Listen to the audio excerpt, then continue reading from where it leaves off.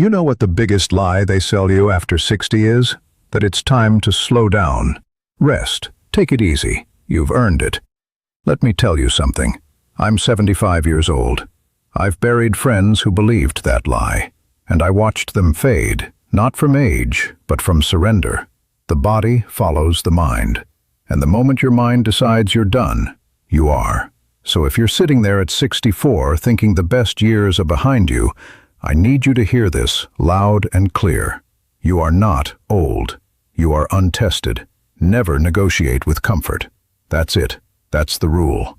Write it down, put it on your mirror, tattoo it on the back of your hand if you have to, because comfort is the most sophisticated enemy you will ever face.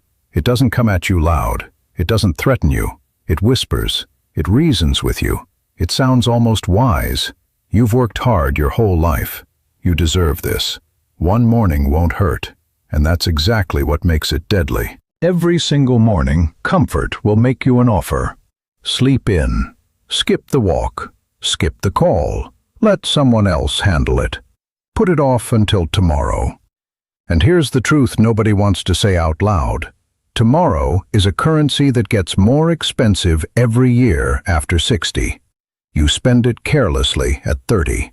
At 64, every tomorrow you waste is one you cannot buy back. I've watched strong men, men who built businesses, raised families, survived things that would have broken most people. I've watched those same men accept comfort's offer one morning, then the next, then the next. And inside of 2 years, I didn't recognize them. Not because they got older, because they got smaller. They stopped taking up space in their own lives. The light behind the eyes, gone. Not from illness, from agreement. Because here's what nobody explains to you. The body is always listening to the decision you made this morning. Always. It takes its instructions from your choices, not your age. You tell it to move, it moves. You tell it to stop, it starts preparing for permanent. So when comfort knocks tomorrow at 5 in the morning, and it will knock, you answer the door, look it dead in the eye, and you walk right past it. That's not discipline. That's survival.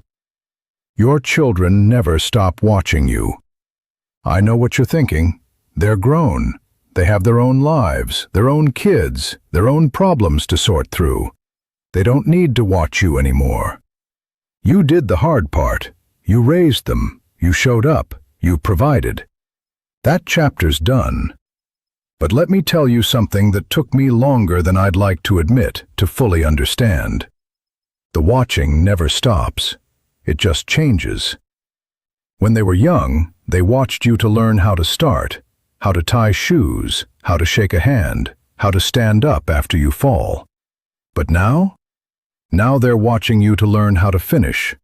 And finishing, I promise you, is the harder lesson. They're watching how you carry yourself when your knees ache and nobody's giving you a medal for getting out of bed.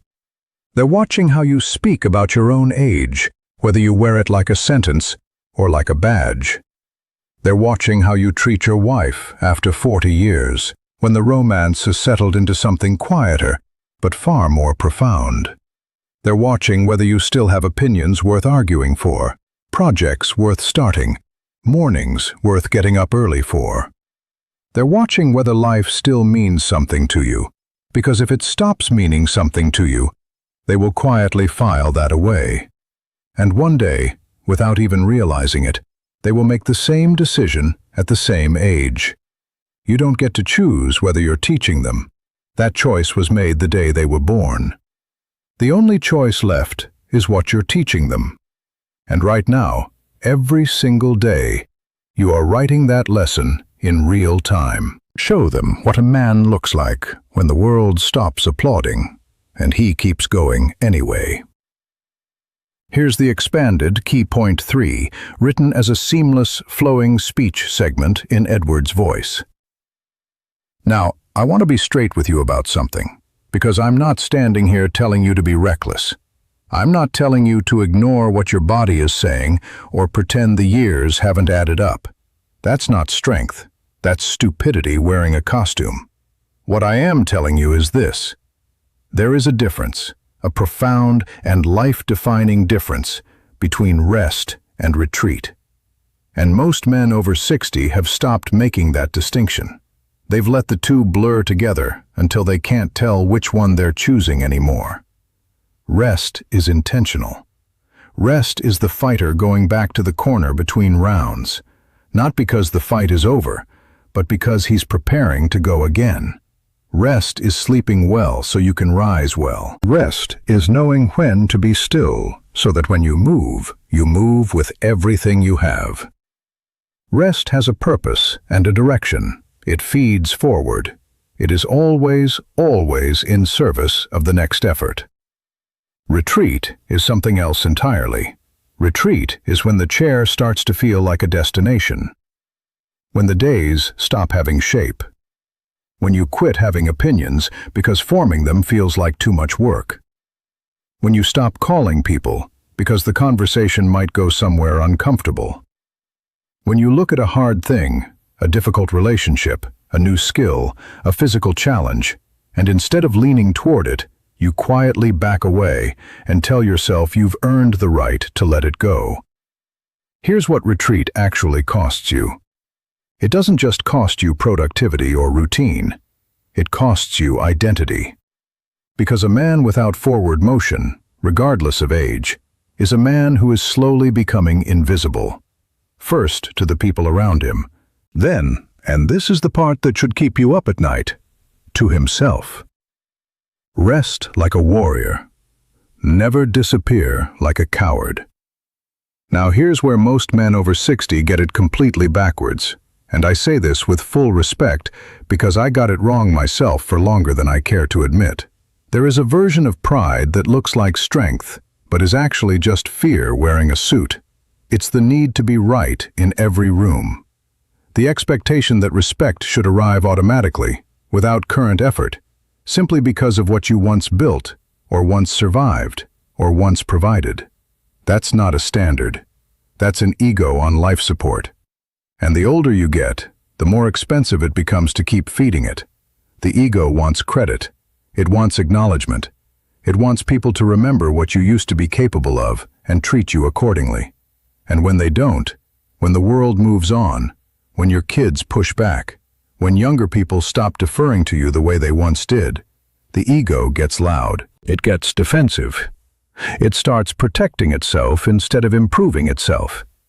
And that is the moment a man stops growing and starts shrinking, no matter how much noise he makes in the process. A standard is a completely different animal. A standard is what you hold yourself to at 5 in the morning when nobody is watching and nothing is on the line.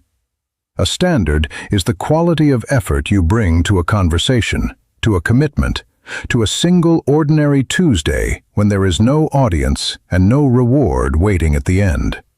A standard asks nothing from anyone else. It only asks everything from you. And the beautiful, almost unfair truth is that the older you get, the more powerful a high standard becomes. Because now you have the wisdom to know exactly where to aim it and the patience to hold it without flinching. Drop the ego completely. Raise the standard higher than it has ever been. People talk about legacy like it's something you polish and place on a shelf somewhere. Like it's a trophy you hand over at the end and say, "Here, this is what I amounted to." A collection of achievements, a list of things you built, a photograph on a wall. And I understand why people think of it that way. It's tidier. It's easier to measure. But after 75 years of living, I can tell you with complete certainty that that version of legacy is the smallest version of it. The one that matters, the one that actually reaches people, is not something you leave behind. Legacy is something you live forward, every single day. It's the morning you get up with intention, when grief or pain or pure exhaustion would give you every legitimate reason to stay down. It's the phone call you make to your son or your daughter when the conversation is going to be hard and uncomfortable and necessary. It's the walk you take, the book you read, the new thing you decide to learn at an age when most people have declared themselves finished with learning. It's the way you treat the people closest to you when there is no performance to give, no reputation to protect, no audience in the room. Those moments, the small, private, unglamorous ones, that is where legacy is actually built. Not in the highlight reel, in the quiet footage nobody sees. And here on Evergreen Wisdom, that is exactly what we talk about. The real work of living well in the years that matter most. If this reached something in you today, if something here made you sit up a little straighter, then you already know this is where you belong. Subscribe to Evergreen Wisdom, because the best thinking of your life should be happening right now, not behind you. The legacy isn't waiting for you at the finish line. You're building it with every step you take to get there. So here's what I'll leave you with. You are 64. You are not finished. You are not declining. You are at the most important fork in the road of your entire life, and the path you choose right now will define everything that comes after. The world will give you every excuse to go soft. Your joints will cooperate. Your schedule will cooperate. Even the people who love you will cooperate, because they don't want to see you struggle. But struggle is not the enemy. Surrender is. Make the rule. Keep the rule. Never negotiate with comfort. And 10 years from now, at 74, you'll look back at the man you were today and be grateful you didn't quit on him.